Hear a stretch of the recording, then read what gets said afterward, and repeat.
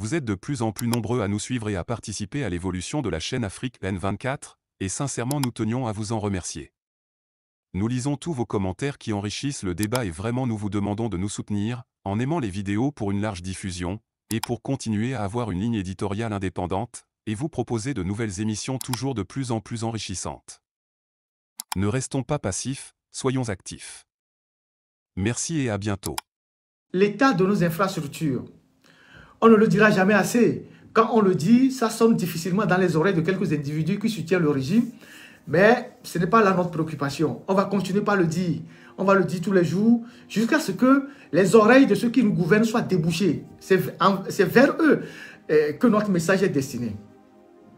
J'ai publié hier sur ma page Facebook l'état de l'école primaire publique de Aflaou Sagbado. Cette école se situe juste derrière l'immeuble qui s'est effondré il y a quelques jours. Sur un espace assez grand qui était une réserve administrative qui date de l'époque coloniale. Et j'ai suivi les réactions. L'école primaire publique de Sagbado, qui est là-bas. Et j'ai lu les commentaires.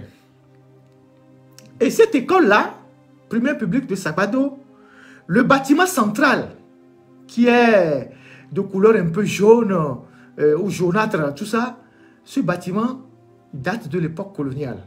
Je pense de la période carrément allemande. C'est un bâtiment qui date de l'époque allemande. Et quand vous voyez l'état même du bâtiment, vous voyez les saletés qui se dégagent. Nous sommes à Lomé, hein? Nous sommes dans le Grand Lomé. Sagbado, c'est Lomé. Et quand vous voyez l'état de cette école-là, vous avez un pincement du cœur.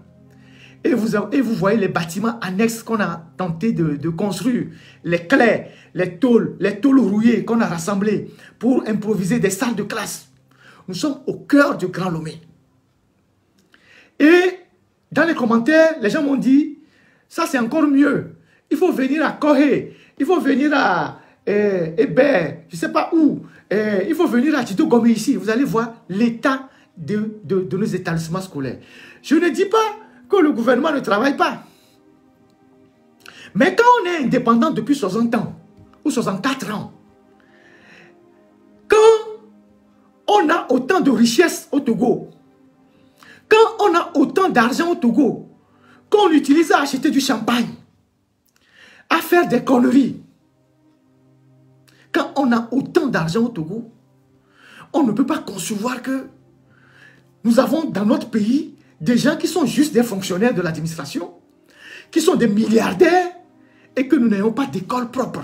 On n'a pas d'école moderne, on n'a pas de bâtiments modernes. Nos établissements scolaires ne sont pas clôturés. Les enfants continuent d'aller à l'école dans des tôles galvanisées, dans des tôles rouillées, sous des clés, à Lomé, sans parler de l'intérieur du pays. C'est ça qui révolte. Et c'est encore plus révoltant parce que sur le terrain de Sagbado que vous avez vu là, en 2005, Faure Gnassingbé était là-bas pour sa campagne. Il a fait sa campagne là-bas. En 2010, il est allé plus loin vers Ségbé. Mais en 2005, il était sur le terrain de Sagbado là-bas. Et il a dit aux gens que lui, il va construire des infrastructures modernes là-bas. Il était là-bas en 2005. Il est arrivé là-bas, je ne sais pas si c'était par l'hélicoptère ou par la route, mais il a fait campagne là-bas. Et il a dit qu'il allait changer. 20 ans après, regardez l'état de l'établissement. Et dans ce Togo-là, nous avons plusieurs usines de cimenterie. On produit du fer, on produit ceci, on produit cela. On a des usines qui produisent des tôles galvanisées, tôles en briques. De quoi avons-nous besoin? De quoi avons-nous besoin pour construire des classes modernes pour nos enfants?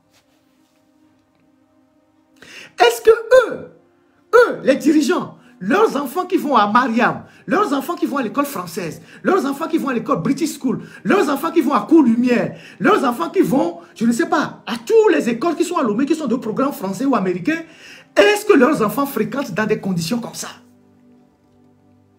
Est-ce que les enfants des barons, les ministres, les DG, tout ça, tous ceux qui sont à l'OTR, tous ces gens-là qui sont des barons, est-ce que leurs enfants fréquentent dans ces conditions-là?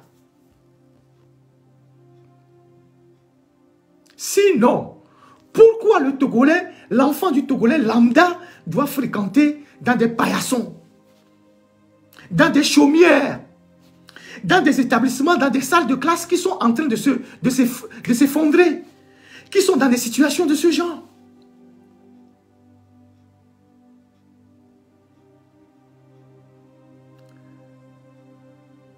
Comment est-ce que des enfants de la République peuvent fréquenter dans des porcheries comme ça? Parce que c'est des porcheries. Dans des lieux assez insalubres. Il n'y a pas de clôture, il n'y a rien. L'établissement est en l'air. Ça veut dire que n'importe qui peut arriver sur la cour de l'établissement pendant la récréation, enlever un élève, abuser d'un élève. Et nous avons des dirigeants qui sont fiers, qui sont à la maison, qui mettent les pieds, qui croisent les pieds et qui boivent du champagne. Et qui disent, ouais, nous sommes des ministres, nous sommes des députés, nous sommes des DG, nous sommes à la tête du Togo. Alors, l'argent du Togo, ça passe où? L'argent que génèrent toutes les ressources du Togo, ça passe où? Où va l'argent du Togo? Pourquoi Faure Gnassingbé, pour son pouvoir, uniquement pour son pouvoir, il dépense l'argent du Togo dans des futilités que de développer le pays? Il est là, mais il est là, personne ne refuse, il est là, il est le président de la République. Pourquoi il n'investit pas l'argent du Togo pour développer le Togo et il utilise l'argent du Togo pour des conneries? Là, nous sommes à quelques mois de l'élection présidentielle au Ghana. Vous savez que le régime togolais a toujours financé les élections au Ghana. Le régime togolais a toujours financé les élections au Ghana en donnant de l'argent aux deux partis principaux. Que ce soit le NDC ou que ce soit le MPP, ils ont toujours financé. Sauf que l'enveloppe de NPP est toujours plus élevée que l'enveloppe du NDC. Ils ont toujours financé les pays qui sont en avance sur nous, juste pour être en bon terme avec eux, pour s'assurer que des gens ne vont pas passer par là pour venir les déstabiliser. Donc, ils utilisent l'argent du Togo pour financer les pays voisins. Les pays voisins qui ont déjà une certaine avancée sur nous. Là, il y a les élections au Ghana. Il va encore envoyer l'argent. Il va donner de l'argent aux deux candidats principaux qui sont là-bas. Le Togo où on ne trouve pas de l'argent pour vivre. On se permet de financer des campagnes. On a financé jusqu'à financer la campagne de Ramaphosa en Afrique du Sud avec l'argent du contribuable. C'est des choses que vous qui me suivez ici, vous ne savez pas. Et quand on le dit, il y a des gens qui viennent dire que est-ce que vous avez des preuves, tout ça? C'est des choses que vous ne savez pas. C'est dans ces choses-là qu'on met notre argent, qu'on met l'argent du Togo. En dehors de la sécurité, tout ce qui concerne la sécurité de Faure Gnassingbé, le reste de l'argent, on achète les gens dans la région, on achète les chefs d'État, on achète les ambassades pour s'assurer qu'aucun danger ne viendra de l'extérieur. Et donc, on oublie le pays, on oublie le développement du pays. Les Georges Weah ont pris de l'argent au Togo.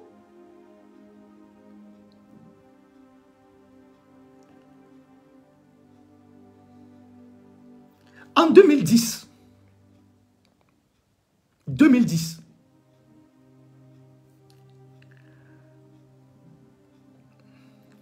quand Mamadou Issoufou, le président du Niger, l'ancien président du Niger qui a fait 2 mandats, ils ont fait leur campagne électorale fin 2010. Et je pense en 2010, Il est arrivé au pouvoir en avril 2011. En 2010, le Togo, ou le régime togolais, après vous pouvez tirer toutes les conclusions, a envoyé à Mamadou Issoufou 40 voitures 4x4, 9 pour sa campagne électorale. Je ne parle pas de l'argent, je parle de véhicules. 40 véhicules 4x4 pour sa campagne électorale. Et ces véhicules ont été convoyés à Niamey par une très grande dame de la République qui excelle dans les engrais, les riz avariés.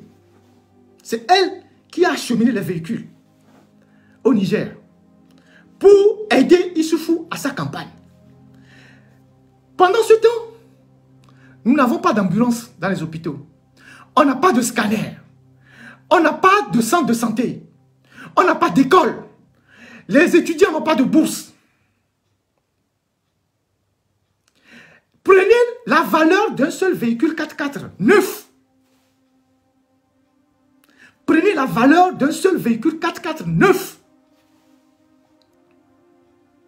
Et vous avez une idée de ce que je dis. 40 véhicules 4x4 qu'on a acheminés au Niger pour aider Mamadou Issoufou. C'est pour cela que quand on est dans les analyses sur ce qui se passe dans la région, je dis souvent que nous les Togolais, on croit naïvement que les autres nous supportent.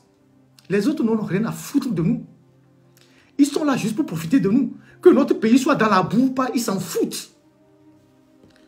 Quand je le dis, ça choque certaines personnes. Mais c'est la réalité. Quand vous avez l'information, vous savez comment construire votre analyse. Quand vous n'avez pas l'information, vous allez divaguer. Vous allez divaguer. Roch Christian Kaboré, qui est marié à une Togolaise et qui avait des amis dans l'opposition togolaise. Moi, j'étais à son investiture au Burkina Faso. Quand il a pris le pouvoir, est-ce qu'il a aidé la classe politique de l'opposition togolaise? Non. Il a rapidement construit des ponts avec Faure Gnassingbé. Et pour son deuxième mandat, le Togo l'a énormément aidé. Ça aussi, c'est des choses que vous ne savez pas. Le Togo l'a énormément aidé pour son second mandat. Bien qu'il était déjà au pouvoir. Il y a des choses qui ont été faites au Togo, acheminées au Burkina, pour lui permettre de passer au premier tour.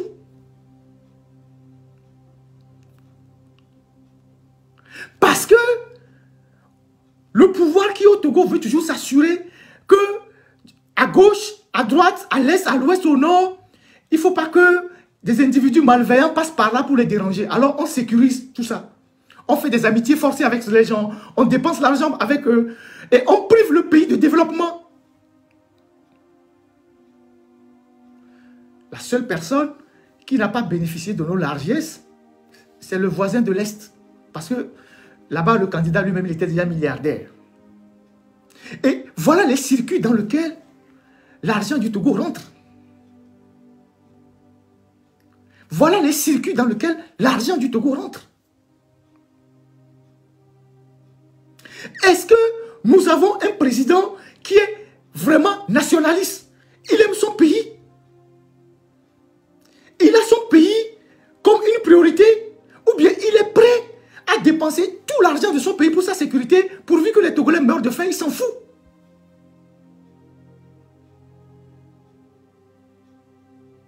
Il s'en fout. Il s'en fout. Le Ghana que vous voyez là, avec son niveau avancé sur le Togo, des gens vont quitter encore le Ghana pour venir chercher l'argent de leur campagne électorale au Togo. Et celui qui leur donne ça au Togo, là, lui prend ça où? Dans les caisses de l'État. Dans les caisses de l'État. Dans les caisses de l'État. Demain, quand vous voulez aller au Ghana, les Ghanéens vont se moquer de vous, ils vont vous insulter. Ils vont dire, dégagez ici, allez dans votre pays poussiéreux, sale là. Ne venez pas nous parler. Alors que pour chercher l'argent, pour faire leur campagne, ils viennent au Togo. Nous sommes devenus le guichet automatique de la région. Le guichet automatique de la région. Donc, conséquence, quand vous voyez le budget de l'État, vous ne voyez pas ce que le port rapporte, vous ne voyez pas ce que les mines rapportent, vous ne voyez pas ce que les phosphates rapportent, vous ne voyez pas ce que le clinker rapporte, vous ne voyez pas ce que la Lorato rapporte, vous ne voyez rien. Tout cet argent disparaît. On a écrit ici le PND, que le PND va changer le Togo, que le Togo va changer avec le PND. Quand j'étais encore au pays, on était parmi les journalistes qui ont dit mais c'est un ramassis d'intentions. Et que à l'épreuve, on n'ira nulle part. Les gens nous ont insultés, les gens sont venus sur les médias PND. Est-ce que vous entendez encore quelqu'un parler du PND? Normalement, c'est cette année qu'on doit faire le bilan du PND. Puisqu'on rentre bientôt dans 2025, c'est cette année qu'on doit faire le bilan du PND. Ceux qui ont rédigé le PND, vous savez combien ils ont pris? Ceux qui ont rédigé le PND sans aucun effort, vous savez combien ils ont pris? Et vous connaissez ceux qui ont rédigé le PND. Vous savez combien ils ont pris? 8 millions d'euros. 8 millions d'euros pour écrire le PND qui a été jeté à la poubelle 2 ans après. 8 millions d'euros. 8 millions d'euros. Vous imaginez? Et ces gens-là, ils n'ont fait aucun effort. Ils sont allés ramasser des informations dans un bouquin que Kakonou Boupo a monté quand Kakonou Boupo était ministre de la prospective. Il a fait une tournée sur l'ensemble du territoire. Il a sorti un document, un tableau de bord sur la situation économique du Togo. Ils ont juste pris ça, ils ont pigé des choses dedans. Ils ont facturé le Togo 8 millions d'euros.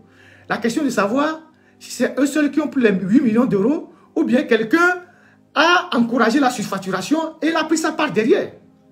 Et après, on a jeté le PND. Vous imaginez avec 8 millions d'euros le nombre de salles de classe qu'on peut construire au Togo? Le nombre de dispensaires qu'on peut construire au Togo? Le nombre d'équipements qu'on peut acheter pour les hôpitaux? Maintenant qu'ils ont dépensé des milliards, qu'ils ont engloutis dans le PND, qu'ils ont jeté par la fenêtre, ils reviennent maintenant et disent feuille de route. Ils changent juste les mots. Le concept reste le même. Maintenant, ils viennent dire feuille de route. On ne sait pas sur quelle route la feuille est. Depuis là, la feuille n'avance pas. Puisqu'on n'a même pas de bonne route. Ils disent feuille de route. Ils disent feuille de route. Et maintenant, ils sont à la Banque mondiale pour aller commander 190 milliards. Ils sont à la Banque mondiale pour aller commander 190 milliards. Pour endetter encore le pays. Pour endetter le pays. Et donc, les Togolais croisent les bras pour regarder tout ça. Ils ne se rendent pas compte que c'est son avenir qui est compromis. Ils ne se rendent pas compte que c'est sa vie qui est compromise. C'est l'avenir de ses enfants. Le Togolais croise le bras. Il minimise. Il minimise même à la rigueur.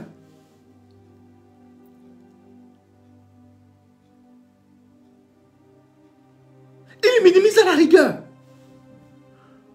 Au nom de quoi des gens comme les Tony Blair vont loger des fondations à la présidence togolaise?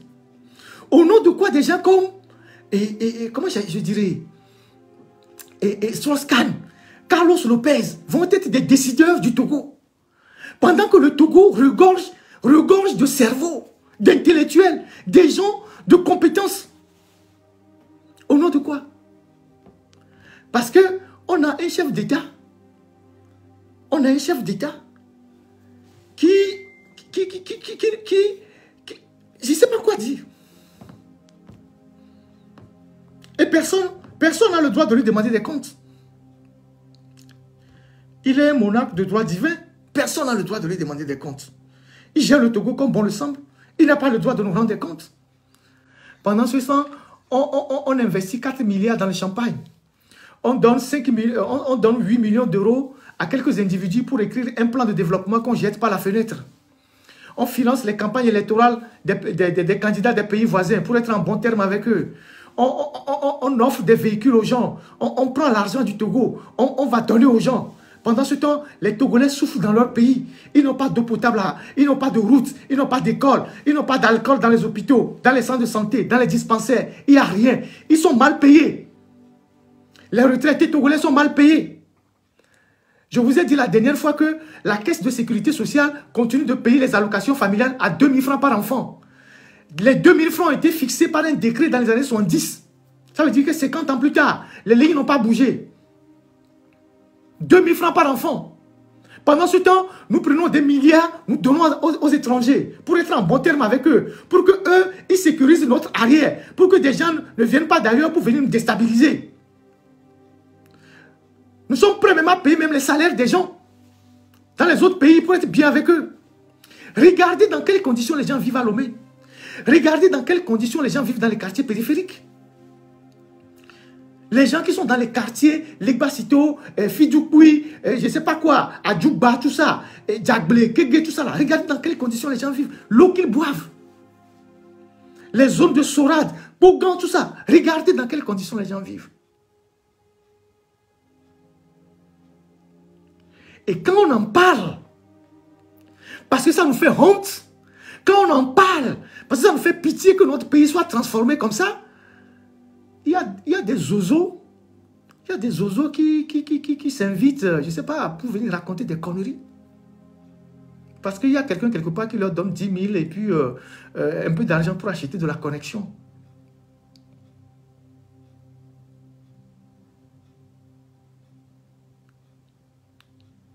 Donc, voilà la situation. Donc, aujourd'hui, vous demandez où vont les ressources du Togo. Les ressources du Togo sont sous le contrôle d'un seul Togolais. Toutes les ressources du Togo sont sous le contrôle d'un seul Togolais qui ne veut pas rendre compte de la gestion qu'il fait aux Togolais. Vous avez vu, à Klikame là-bas, hier, le bâtiment qui abrite la caisse de retraite du Togo, tous ceux qui passent souvent à Klikame là, après Estao, il y a un bâtiment qui abrite la caisse de sécurité, la caisse de retraite du Togo. Je pense que la caisse de retraite du Togo est dans ce bâtiment depuis plus de 20 ans. C'est un bâtiment loué à une dame qui est décédée maintenant il y a un peu longtemps, une vieille qui était, je pense, une anabinse, qui avait aussi, ceux qui connaissent la LTDH, le siège de l'ancienne LTDH, à Tokoin, sur le prolongement de la morgue, la route qui va vers le Ghana. C'est à cette dame qu'appartient aussi cette maison. Vous allez voir, c'est le même carreau. C'est une dame qui était très riche, qui est décédée. Et donc, c'est à elle que la caisse de retraite de sécurité et la caisse de retraite du Togo a loué, auprès d'elle qu'elle a loué ce bâtiment. Et c'est là-bas que nos parents, nos aînés, ceux qui ont fini leur carrière dans l'administration togolaise, qui sont sous le registre de la caisse de retraite du Togo, c'est là-bas qu'ils vont chercher leur pension. Et vous les voyez là-bas, régulièrement alignés, sur les bancs là-bas. Ils passent tout un jour là-bas pour toucher 35 000, 45 000, 60 000 comme pension de retraite. C'est là-bas qu'ils viennent s'aligner. Et pendant tout le temps que la caisse de sécurité de retraite, la caisse de retraite du Togo était dans ce bâtiment, ils n'ont pas pensé, ne serait-ce qu'aménager le bâtiment. C'est vrai qu'ils sont en train de construire un grand siège au GTA là-bas, à côté de la Caisse nationale de sécurité. Ce chantier qui ne finit jamais, qu'ils ont commencé depuis 2016, qu'ils sont en train de construire un seul immeuble. Depuis 2016, on construit un seul immeuble. Jusqu'à maintenant, l'immeuble n'est pas terminé, n'est pas achevé. Donc, ils sont toujours dans ce vieux bâtiment-là, au bord de la route. La façade du bâtiment s'est effondrée hier. Et c'est sous cette façade-là, quand les vieux viennent, puisqu'il n'y a pas d'espace dans l'enceinte de la CRT de Klikame. Donc, quand les vieux viennent, nos grands frères, nos parents, ils viennent là-bas pour faire leur démarche, ils s'asseyent dehors. Donc, c'est sous l'échafaudage là qu'ils s'asseyent. Ce qui est tombé là, c'est là-bas qu'ils s'asseyent en attendant qu'on les appelle. Puisque la salle d'attente, si je peux parler ainsi, la salle d'attente du siège de la CRT, c'est le trottoir. Donc les gens, ils s'agglutinent sur le trottoir, ils s'asseyent sur les bancs là-bas. Et c'est le bâtiment là, la façade du bâtiment qui s'est effondrée hier. Heureusement que cela s'est effondré un samedi. Parce que c'est sous la façade là que les vieux déposent les bancs et s'asseyent. Heureusement que cela s'est effondré un samedi. Dieu merci que c'est un samedi. Donc il n'y avait pas d'activité là-bas. Donc il n'y avait personne. Si c'était un jour ouvrable, que la façade de ce bâtiment s'est effondrée, vous imaginez les dégâts. J'ai mis les photos sur ma page Facebook. À supposer que c'était un lundi ou dans la semaine où les vieux qui viennent prendre leur pension de retraite étaient assis. Vous imaginez les dégâts qu'on devait avoir. Si on n'avait pas des morts, à coup sûr on s'en sortirait avec des blessés. Donc, voilà. Les gens, voilà nos infrastructures. Et depuis, personne ne sait pourquoi ils ne terminent pas leur chantier au GTA et déménager.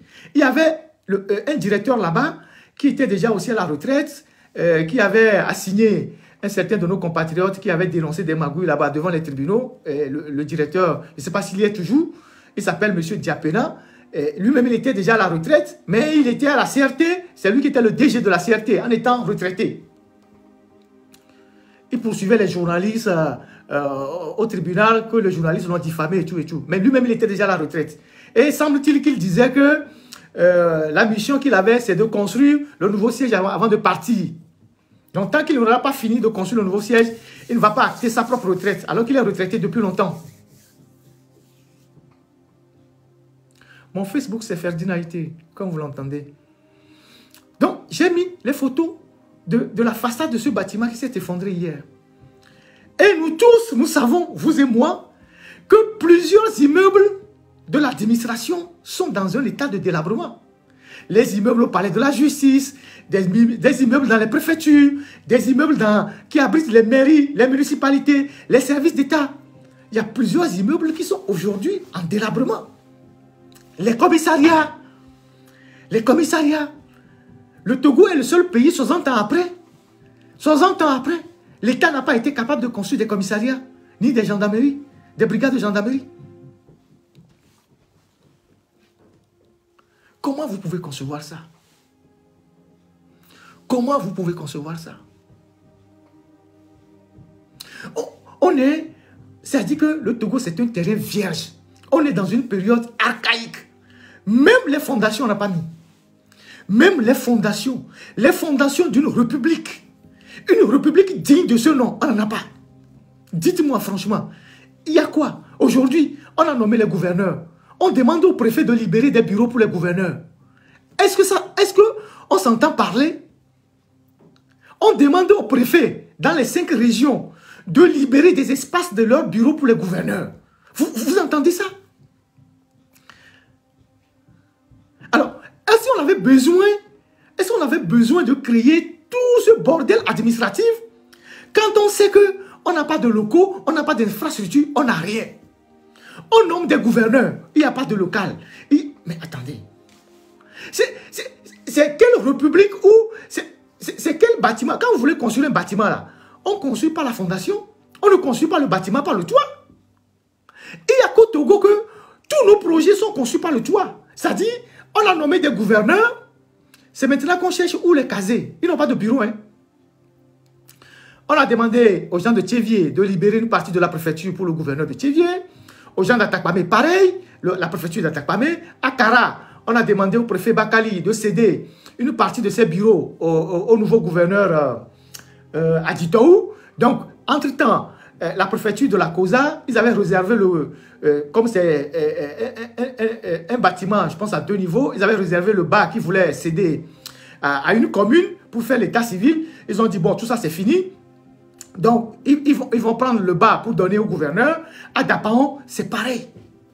Donc, vous n'avez pas de locaux, vous n'avez pas d'infrastructure. Vous nommez les gouverneurs pour qu'ils aillent siéger où? Et les gouverneurs servent à quoi, effectivement? Les gouverneurs servent à quoi? Donc, vous nommez des gens avant de chercher le local dans lequel ils doivent rester pour travailler. C'est dans quelle république on a ça?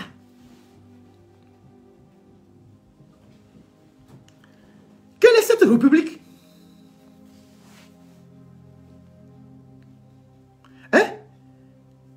les gouverneurs sont devenus des sans-domicile fixe. C'est des SDF. Donc, on prend le téléphone, on appelle un préfet, on lui dit, bon, dans 2 semaines, tu libères une partie du bureau, et puis bon, le gouverneur va s'installer. C'est un tout petit pays comme le Togo, de 56 600 km² avec 8 millions d'habitants. C'est un tout petit pays comme ça, c'est dans un tout petit pays comme ça qu'on va créer les gouvernorats. On n'est pas le Nigeria, on n'est pas la Côte d'Ivoire, on n'est pas le Mali, on n'est pas le Burkina, on n'est pas le Niger. Eux, c'est des pays qui sont très vastes.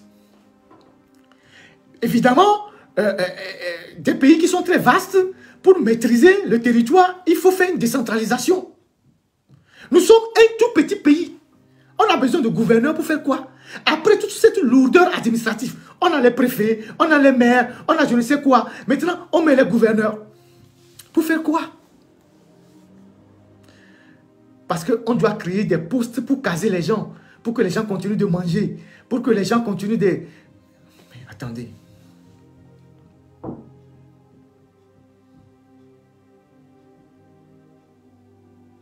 Et on a des responsables politiques, des gens qui animent la classe politique, qui sont incapables de dénoncer ces choses-là. Ces choses qui vont coûter de l'argent aux contribuables. Parce que eux aussi, ils rêvent de caser leurs militants dans ces histoires de Sénat, tout ça là. Comme quoi, c'est la politique qui est la chose qui marche le plus aujourd'hui au Togo. Chacun crée un particule, un parti, des gens qui ne peuvent même pas mettre les militants dans une cabine téléphonique. Tout le monde veut trouver une place au soleil. Donc, on ferme les yeux sur des choses qui ne sont même pas normales. Le Togo a-t-il besoin d'un Sénat? Même les pays comme la France, qui ont une très longue tradition des institutions, il arrive des moments où les gens réfléchissent à supprimer des institutions qui sont budgétivores comme le Sénat. Ils n'ont pas décidé de le supprimer, mais parfois le débat se ressurgit. On a besoin de Sénat. On n'a pas besoin d'entretenir des vieux pépés de la République.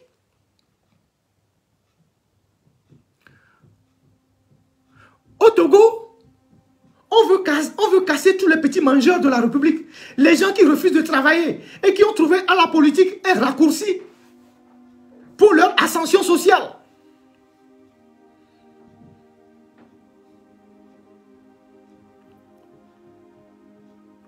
Dans un pays où vous n'avez pas de route, vous n'avez pas d'hôpitaux, je vais revenir tout à l'heure sur certaines choses, vous n'avez même pas les moyens. Les salaires des fonctionnaires sont très bas. Aujourd'hui, il n'y a pas plus mendiant au Togo que les fonctionnaires togolais. Excusez-moi de le dire, de façon tout crue. Moi, quand des gens m'appellent du Togo, des fonctionnaires qui m'appellent du Togo, c'est toujours pour me dire que, monsieur le journaliste, ça ne va pas. Ça ne va pas. Le salaire ne suffit pas. Qu'il faut nous aider. C'est le fonctionnaire togolais qui est le plus grand mendiant aujourd'hui au Togo. Et vous imaginez ceux qui ne travaillent pas. Parce que, effectivement, le salaire du fonctionnaire togolais, c'est pas grand-chose. C'est pas grand-chose. Donc, c'est les fonctionnaires qui demandent de l'argent aujourd'hui au Togo. À tout le monde. Et actuellement, la situation est compliquée. C'est dur. Maintenant, quand les fonctionnaires, ceux qui ont déjà un boulot, ils demandent de l'argent, ils sont des mendiants. Imaginez ceux qui n'ont pas le boulot. Et ceux qui n'ont pas de boulot sont plus nombreux que ceux qui ont le boulot.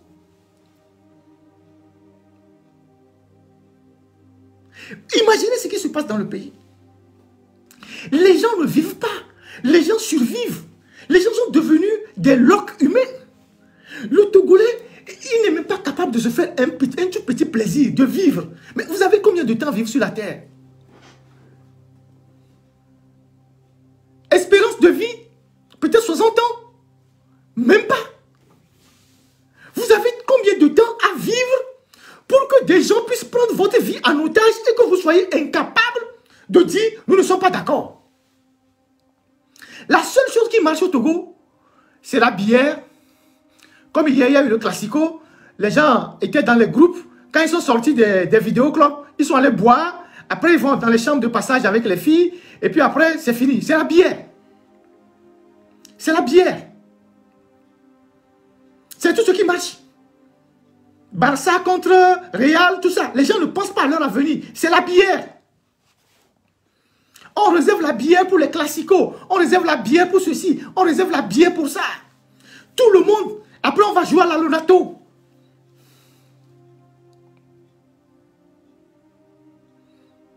On développe un pays avec ça. Les blancs là, les blancs qui jouent, et nous on est contents, on va boire la bière là. Ils ont déjà développé leur pays. Hein. Ils ont déjà développé leur pays. Ils sont à un niveau. Ils ont déjà développé leur pays. Quand j'entends les gens dire que les Chinois se développent plus que... Non, que ce soit les Européens, les Américains, en tout cas, eux, ils ont déjà développé leur pays. Le reste là, ils font juste des ajustements. Ils font juste quelques réajustements. Les infrastructures qui ont pris de l'âge, on casse, on reconstruit, des choses, on casse, on reconstruit, c'est tout. Ils ont déjà développé leur pays. Ils ont leur modèle de vie. Nous là, on n'a rien. On n'a rien. Mais on est sous les vidéoclubs classicaux. Et puis après la bière, après la Lonato, après les chambres de passage avec les filles. On ne pense pas à ce que nos enfants vont devenir demain. On ne pense pas à ce que le pays va devenir demain. Ça ne nous dit absolument rien. Donc, vous avez des fonctionnaires aujourd'hui qui sont devenus des mendiants. Pendant ce temps, ceux qui dirigent le Togo s'amusent avec l'argent public. Ils s'amusent avec l'argent public. Oui, les fameuses chambres de passage. Mais nos villes ne débordent que de ça. Vous avez tous les petits voleurs de l'administration. Quand ils ont une première maison, ils vont vous dire qu'ils ont un hôtel. Au Togo, on appelle tout hôtel. Au Togo, on ne connaît pas la différence entre les motels, les chambres d'eau, tout ça, on appelle tout hôtel. Et ce qu'ils appellent hôtel, c'est des trucs, c'est les chambres de passage qui sont partout aujourd'hui, disséminées dans nos villes, dans la capitale. Et quand un pays n'est que dans l'alcool, et n'est que dans le sexe, vous allez attendre quel développement? Après, les gens viennent sur Internet pour dire « Oh, bientôt on va montrer aux Blancs que nous sommes ceci. » Vous avez quoi? Vous fabriquez quoi? Vous réfléchissez à quoi? Vous investissez dans quoi? Vous investissez dans la recherche? Dans les infrastructures? Si demain, on bloque le ravitaillement de toutes les pharmacies au Togo, là, il y aura des produits togolais dans les pharmacies. Qui réfléchit à ça? Qui au Togo réfléchit à ça? Qui réfléchit à ça? Personne.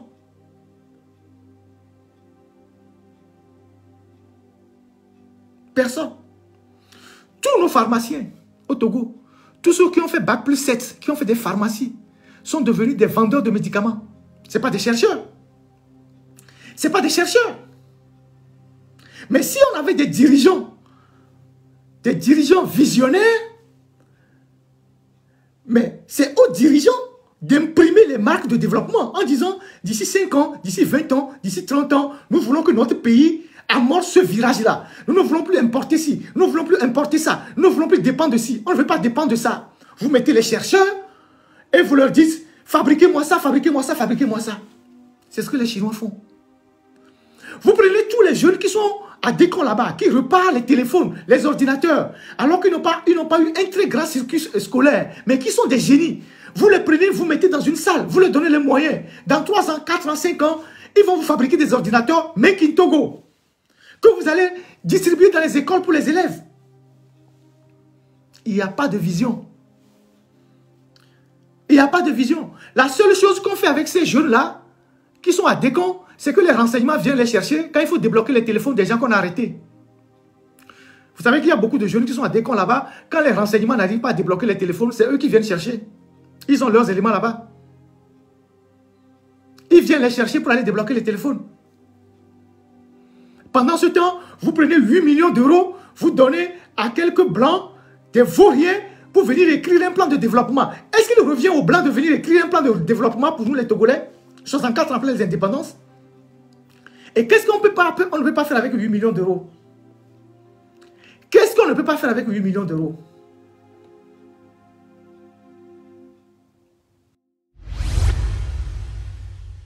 Likez la vidéo si ce n'est pas déjà fait.